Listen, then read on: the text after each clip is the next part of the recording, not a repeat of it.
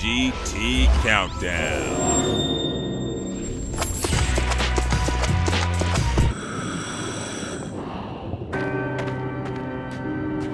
10 Wii Underdogs for your Wii U. So, you've bopped through New Super Mario Bros. U, cleaned up the streets of Lego City, toured the entirety of Nintendo Land, and even suffered through Zombie U.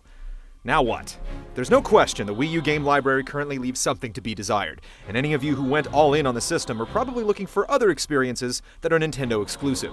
For that reason, we present a list of underappreciated games for the Wii that will play in your Wii U and can probably be found in a bargain bin. Here are 10 cheap and easy ways to keep your gamepad warm, in alphabetical order. Boom Blox. Splash Party. Even without its Steven Spielberg cred, Boom Blox can coast on its fun factor alone. An inverted Jenga, Boom Blox asks you to collapse, blow up, and utterly destroy the charming levels put in front of you. It takes the physicality of a board game and wraps it into your wrist with each fling, letting the Wii crunch the physics to give each throw a touch of randomness. The single player's 300 levels have that one more go feel, but it's the multiplayer that makes Boom Blox and its sequel Bash Party Wii classics. The Blob. If you're in the market for a fun and unconventional platformer, look no further than The Blob to put some bounce in your step. Pairing charming cartoon visuals with unique graffiti-inspired mechanics, the end result is a whimsical duo of games that specialize in a joyous sense of physical interaction with color and music. Whether flying solo or painting with a pal, there's plenty to like about this quirky caper from the recently departed THQ. The budget price doesn't hurt either. Final Fantasy Crystal Chronicles, My Life as a King. It's easy to forget, but the strange, barren Wii Shop channel is still fully accessible within your Wii U.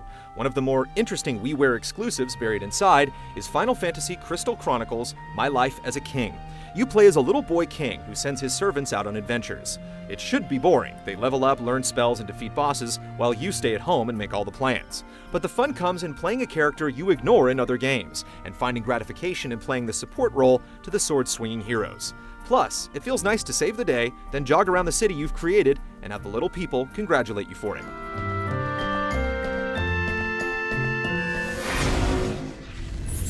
Fragile Dreams. Farewell, Ruins of the Moon. I touched her.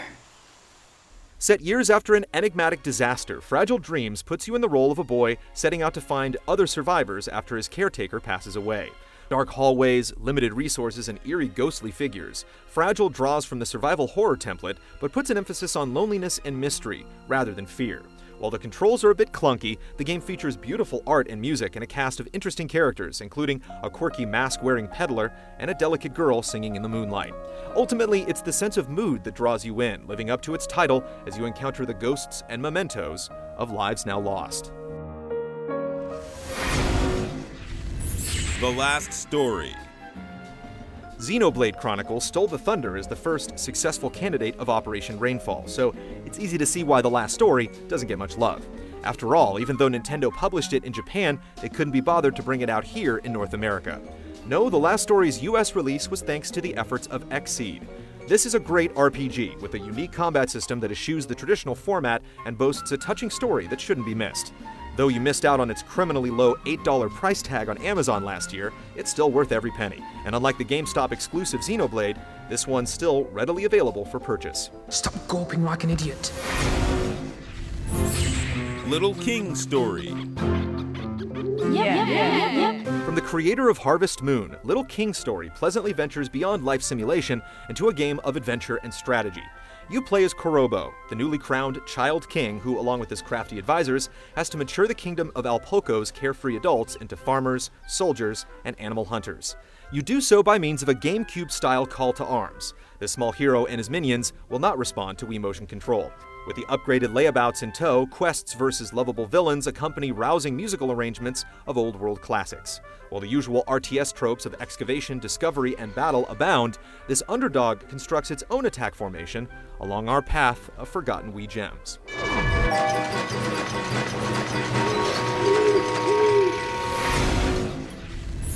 Muramasa, the Demon Blade.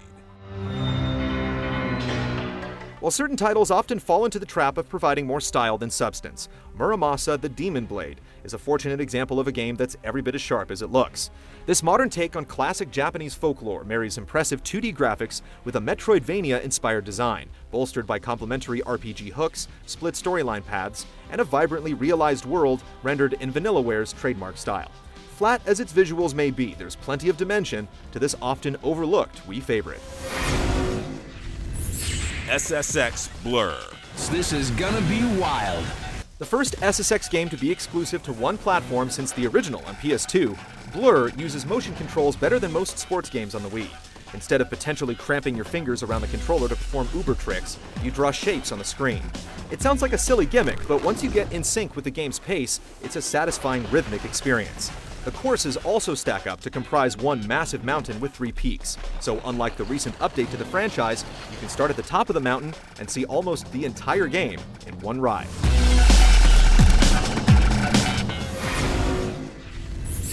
Tatsunoko vs. Capcom.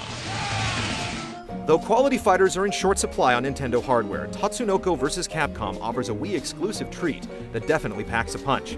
A working blueprint for what would later become Marvel vs. Capcom 3, it offers frantic fighting along with a surprising amount of depth by way of its interestingly designed characters and complex risk-reward mechanics.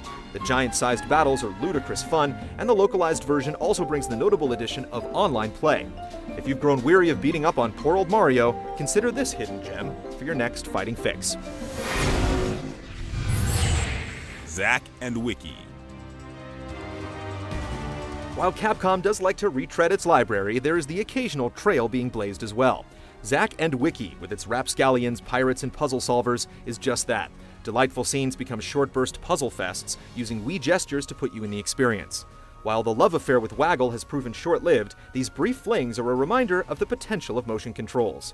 Secret puzzles and tons of classic Capcom music make this more than an average adventure.